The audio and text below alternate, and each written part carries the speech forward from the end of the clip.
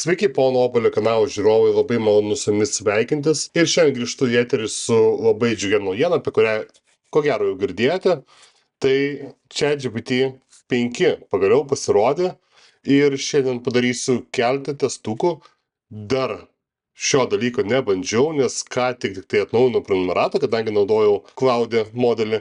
Taigi man pačiam bus sugrįžimas į ChatGPT ir pažiūrėsiu, kiek jis ištobulėjo nuo 4o laikų ir palyginsiu šiuos du modelius, parodysiu, kokie yra skirtumai. Taigi lyginsim senąjį 4o ir naująjį ChatGPT 5. Taigi ekrane matote kairiai pusė ChatGPT 4o, ar ne, kuris veiks programoje, ir naujasis GPT 5, kuris veiks naršyklėje. Ir šiandien palyginsim tiek greitį, tiek haliucinacijas, su kuriomis susidurdavo ChatGPT ankstesnės versijos. Ir, savo supratimu paaiškinsiu, kodėl ChatGPT yra geriau.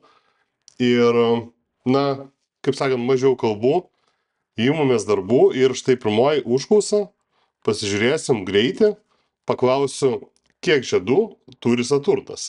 Ir pateikiu šią užklausą pirmiausia 4o ir pateikiu ją ChatGPT 5. Taigi realiu laiku matot, kad ChatGPT 5 jau baigė, pateikė labai paprastą atsakymą. 4o irgi baigė, bet užtruko kone dvigubai ilgiau. Abu atsakė teisingai, kad Saturnas turi 7 pagrindinius žiedus, pažymėtus taip ir taip, ar ne? Tiesa, ChatGPT ėjo iš karto prie tikslo, atsakė tiksliai, ko mes norėjom, o GPT 4o, šiek tiek įsiplėtė ir papildė mūsų žinias to, ko mes neklausom. Tai jei vertinant greitį, GPT 5, greitesnis, ar ne, šiame teste. Taigi, testuojant greitį, išbandysim dar vieną užklausą, kiek skirtingų iPhone modelių sukūrė Apple. Ir šią užklausą pateikėm 4o ir GPT 5.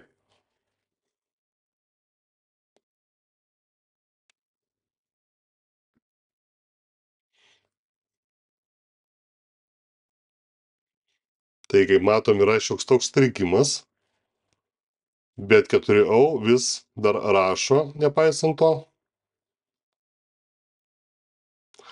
Taigi, net ir užstrigęs GPT 5 modelis, ko gero dėl to, kad visas pasaulis šiandien naudoja GPT 5, testuoja, ko gero filmuoja ir panašiai, nepateikė greito atsakymo, tačiau vis tiek aplenkė GPT 4o.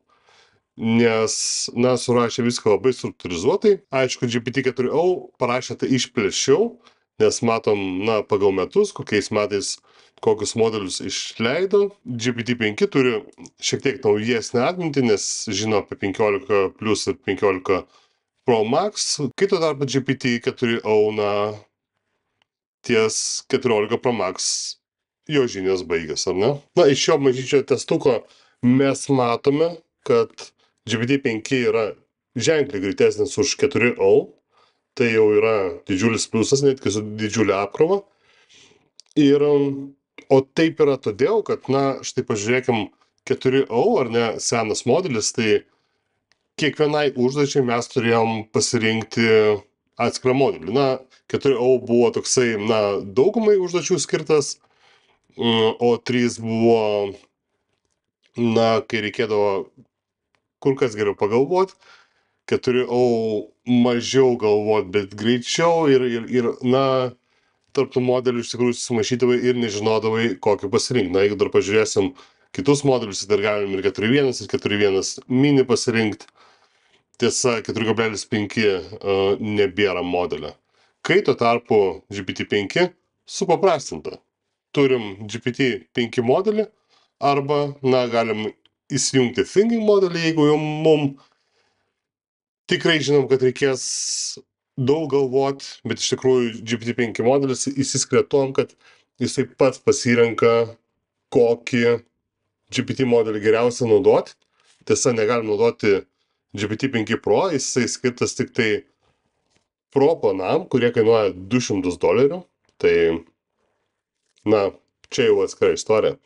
Taigi, tai yra toks patobulinimas, kad, mums nebereikės sugalvos iš tikrųjų, kokį modelį pasirinkti ir koks mūsų manymų galimai bus geriausias šiai užduočiai. Taigi, didžiulis pliusas, labai viskas supaprastinta ir netokiem tech-savvy žmonėm kaip mes su jumis, na, bus ženkliai lengviau naudotis šio dirbtinio intelekto modeliu, ar ne? Kad ištestuot tai, na, pateiksiu tokią užduotėlę, kur reikės pagalvot, ar ne, tai apskaičiuok tikimybę, kad atsitiktinai pasirinkta 50 žmonių grupė turi bent 2 žmonės gimusius tą pačią dieną. Ar galimas toks variantas, ar ne, ir kokia tikimybė, užduosim abiem modeliam. Tiesa, kadangi čia, ko gero, reikės galvot, todėl aš pasirinksiu O4 mini high, ar ne, tai arba O3. Vėl nežinau, kurį modelį pasirinkti. Ko gero, gal, na, pabandykim mini, ar ne, jisai turėtų būti šiek tiek greitesnis. Taigi pateikiu tą pačią užklausą ChatGPT O4 mini ir pateikiu tokią pat GPT-5. Kaip matot, persijungia į mąstymo modelį automatiškai GPT-5. 4O mini štai rašo formuliarus, kaip tai apskaičiuos.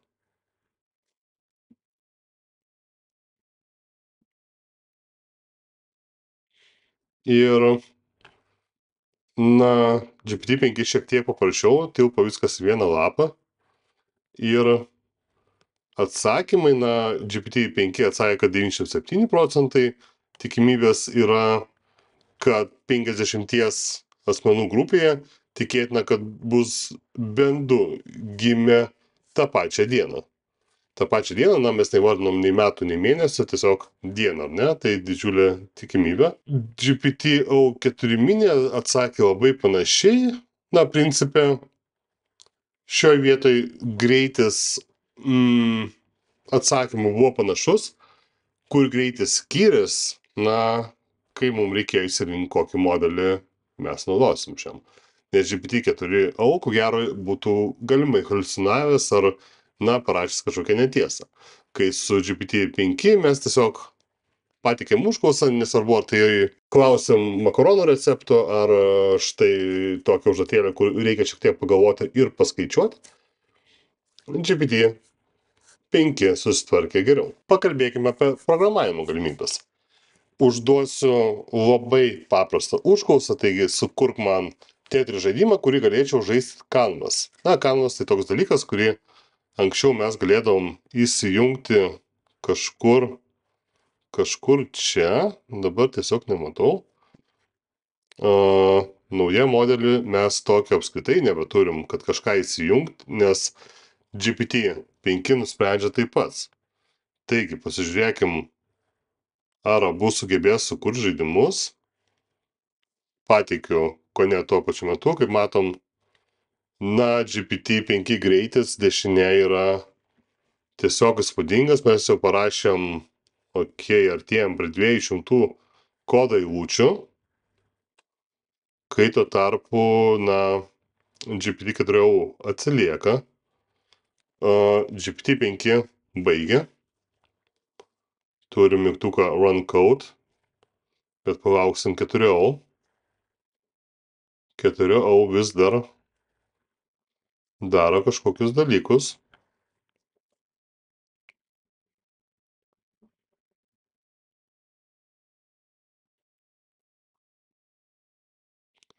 Na, čia greitis pasimatė dar geriau negu su užklausom.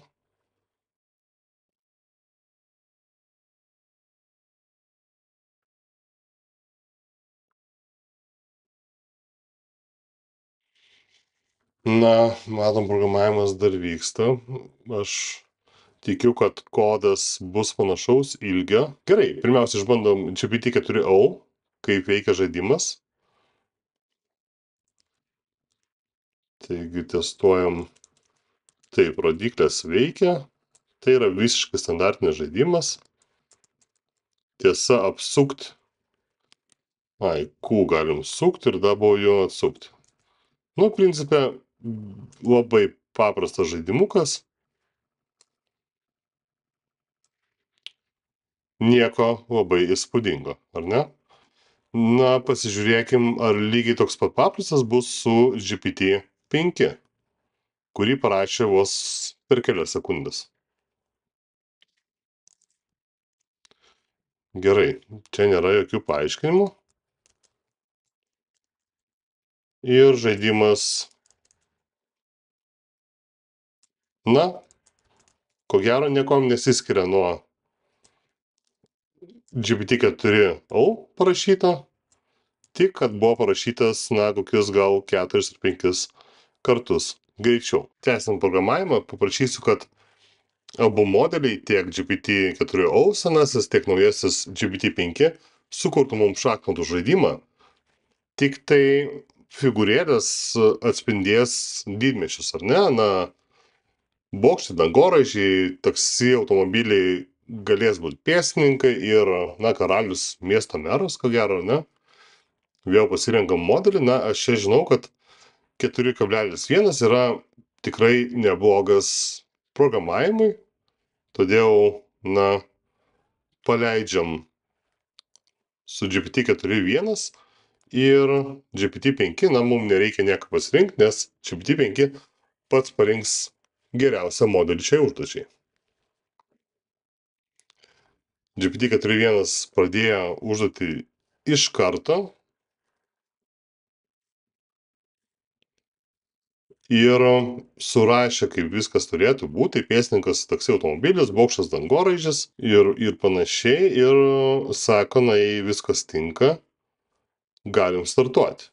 O GPT-5, aš kaip supratau, nesuprato mūsų ir jeigu aš neklystu, šiuo metu yra kuriamas paveikslėlis šachmatų su didmešiu. Tai jau yra toks, sakyčiau, minusiukas, nes neprašiau sukurti paveikslėlio, prašiau sukurti man šachmatų žaidimą, kuriame figūros atstovautų šiuolaikinę didmiesčio gyvenimą. Paveikslėlis buvo sukurtas, mes spaudžiam nykštį žemyn, nes tai nebuvo tai, ko mes norim, ir parašysiu, kad prašiau sukurti žaidimą, kurį galėčiau žaisti Canvas. Tai pakartokim užklausą, o čia prašysim viskas tinka. Taigi spaudžiam 4.1 ir spaudžiam pakartotinai GPT-5. Na, GPT-5 iš karto ėmėsi darbo. 4,1 šiek tiek dar galvoja. Pasižiūrėsim, kas sukurs gražiau. Jaučiasi iš tikrųjų GPT-5 strigimas ir tai galimai bus, na, geras savaitėlė, nes visi nauji modeliai, na, šiek tiek stringa, kai tik pasirodo, nes labai daug žmonių testuoja. Ir kol GPT-4.1, na, nežinau, ką jis daro, galvoja ar mėgins kurti, pasižiūrėkim, na, šachmatus. Labai tai čia karalius, okei. Žiūrėkim, ar veikia, žaidimas neveikia. Rašom, žaidimas neveikia, o figūrėlės turėtų būti 3D. Tiesa, aš to prieš tai nerašiau, bet pagalvojau, kad, na, gal būtų visai gražu. Tiesa, dar negalima atskirti baltų nuo juodų. Visi atrodo taip pat, tai aš nežinau, ką reikėtų mušti. Žaidžiant savus, ko gero. Na, 4,1 nenori kurt kažkodėl nieko. Parašiau, kad prašau sukurk žaidimą, kurį prašiau. Na, pagaliau, dasiprašėm 4.1, kad jisai kurtų. Kaip suprantu, kūrimas bus labai panašus, nes jau matau, kad ikonėlės tokios. O čia vyksta, na, galvoja iš esmės, ko gero dėl to, kad, na, prašiau, kad tai būtų 3D figūrėlis. Abu nenori paleisti Canvas, tai net nežinau, ar verta kopijuoti. Tiesa, 5 turi mygtuką Open Canvas. Čia tokio mygtuko nematau, ar ne? Paslinkim į šoną, dėja, nėra tokio mygtuko. Todėl turėsim galimybę pasižiūrėti čia GPT-5, na, kaip atrodys 3D žaidimas. Kaip matom, kodas yra ženkliai, išsamesnis negu buvo prieš tai. Ir tikėkime, kad žaidimas veiks. Gerai, GPT-5 sukūrė žaidimą. Pamėginkim jį atsidaryti Canvas, Run Code. Ir žaidimas ir toliau neveikia. Ir 3D modeliukų dėja nėra. Taigi, rezultatas panašus, kas liečia programavimą, tai toli gražu dar tikrai ne Claude Sonnet ar Claude Opus. ChatGPT, jisai visada nusileido ir, kol kas bent jau nematau, kad kažkas pasikeistų. Senasis 4o ir visi prieš tai ėję ChatGPT modeliai turėjo rimtų problemų su haliucinacijom. Jeigu jis informacijos nežinodavo ar nerasdavo savo duomenų bazėje, ją tiesiog išgalvodavo ir pateikdavo kaip faktą. Todėl už tai nauja užklausa, kurios pagalba, pažiūrėsim, kaip haliucinuoja lyginant su naujoju GPT-5 modeliu. Paklausiau, surašyk man 10 technikos gaminių, kurios gamina maisto prekių ženklai ir kuriuos iš tikrųjų galim nusipirkti. Kaip Coca-Cola šaldytuvas ar panašus dalykai. Užklausim 4o ir užklausim ChatGPT-5. Greitis yra stulbinantis, kaip matom. GPT-5 baigia, 4o labai stipriai stringa. Beje, abu modeliai veikia su mokamais planais. Tai apribojimų neturėtų būti. Gerai, Coca-Cola milinis šaldytuvas tikrai žinau, kad yra. Pasižiūrėkim, ar Heineken alaus dozatorius yra. Manau, kad irgi turėtų būti.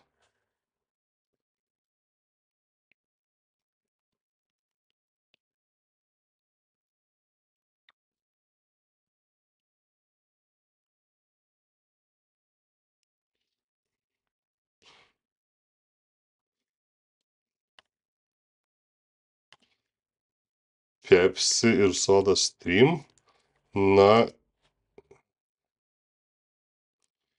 Čia jau yra tikrai klaida, nes Soda Stream yra tiesiog aparatų gamintojai ir juose gali būti pilstoma Pepsi, tačiau vis nėra gamintojas.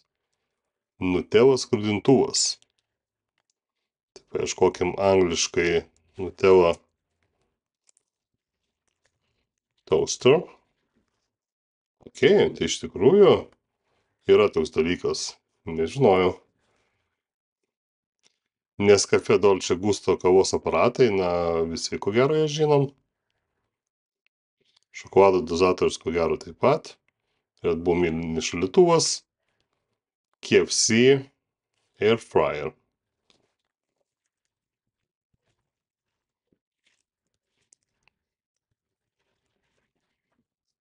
KFC Air Fryer. Toks dalykas tikrai neegzistuoja. Todėl 8 yra tikrai išsigalvotas. Kaip neabejoju yra ir 9 Oreo vaflių kepimo aparatas, nes, tokie prekių ženklai negamintų įrangos, su kuria būtų galima gamintis jų produkciją. Gerai, pasižiūrėkim, ką sugalvoja GPT-5. Taigi vėl tie patys Coca-Cola šaldytuvai.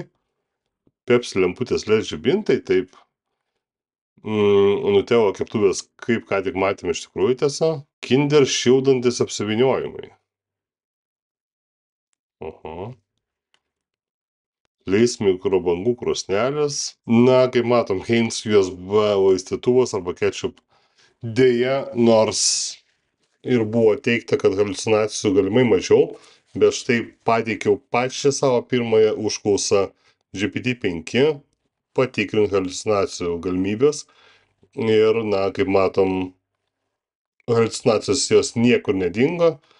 Jeigu pateikta, tarkim, 10 ar ne technikos gaminių, o yra vos 5 pagaminti, sekančius 5 GPT-5 išgalvos tam, kad patenkinti vartotojo užklausą, kad jis nenusiviltų, kad gautų visus 10, nesvarbu, kad tai yra visiškas melas ir šie produktai neegzistuoja. Taigi, būkite atsargus su informacijos patikimumu, kadangi, Kaip ir čia štai apačioj rašo, ChatGPT can make mistakes.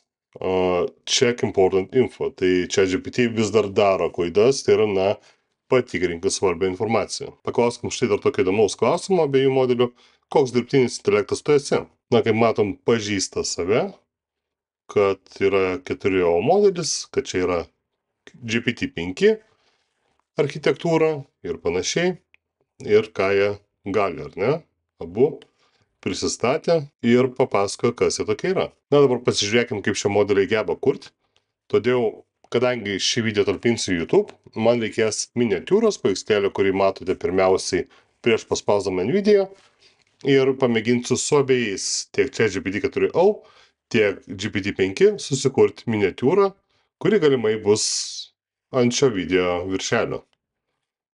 Taigi, paspaudžiu užklausą abiem. Tiesiog matote, pačioj pabaigoje nurodžiau AR16:9. Tai yra aspect ratio, vadinamas, na, kad ilgis turi būti 16, plotis turi būti 9, ar ne? Nepriklausomai koks dydis, bet tokie išmatavimai. Kaip matom, GPT-5 pradėjo kur sparčiau. 4O dar kažką galvoja. Ir, kaip matom, tai turėtų būti YouTube miniatiūra. Ponas Obuolys vaizdo įrašui pavadinimu testuoju naują ChatGPT-5. Turim nosinę, kurių AI modeliai nemėgsta. Ir pasižiūrėkim,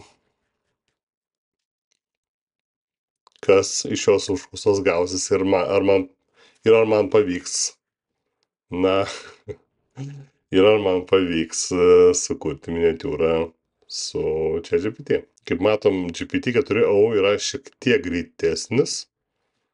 Na, tikėkime, kad GPT-5 bus kokybė geresnė.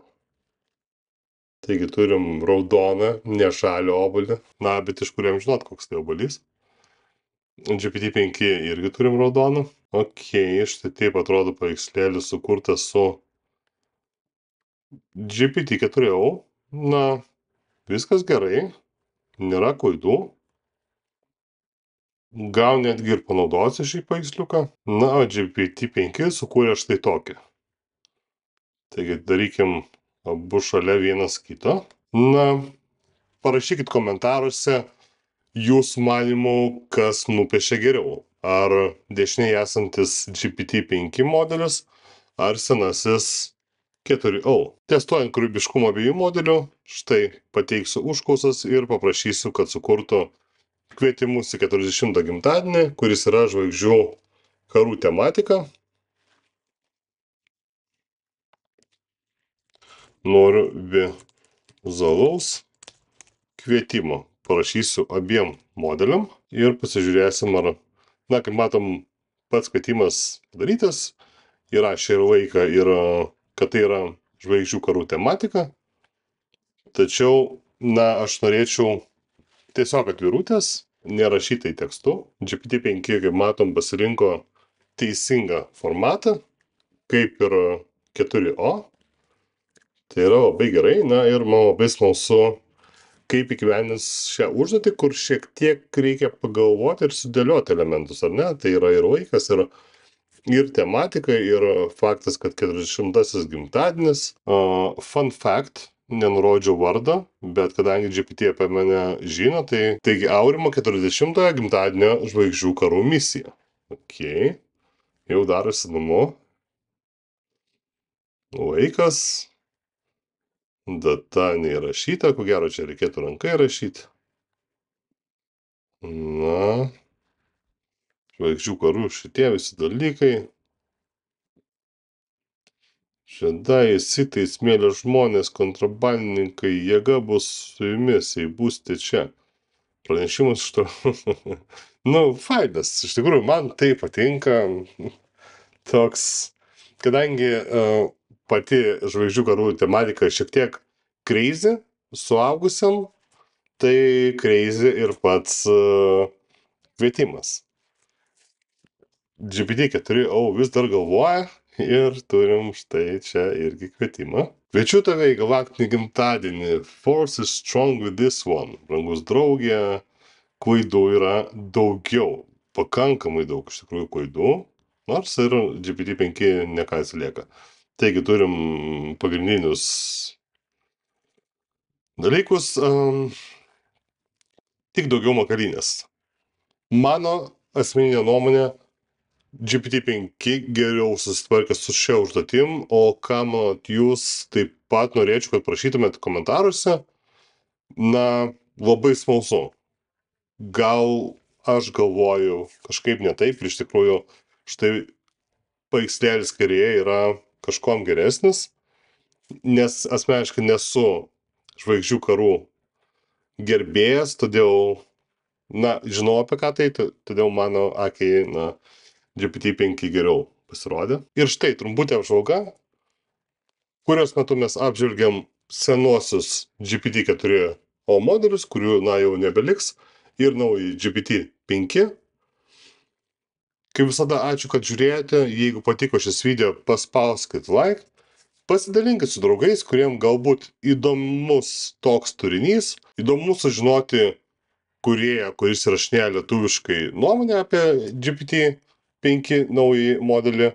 Žinoma, galite užsiprenumeruoti, jeigu, na, norite gauti panašaus turinio savo YouTube ekrane. Taigi šiandien ačiū, kad žiūrėjote ir iki sekančių video. Ate.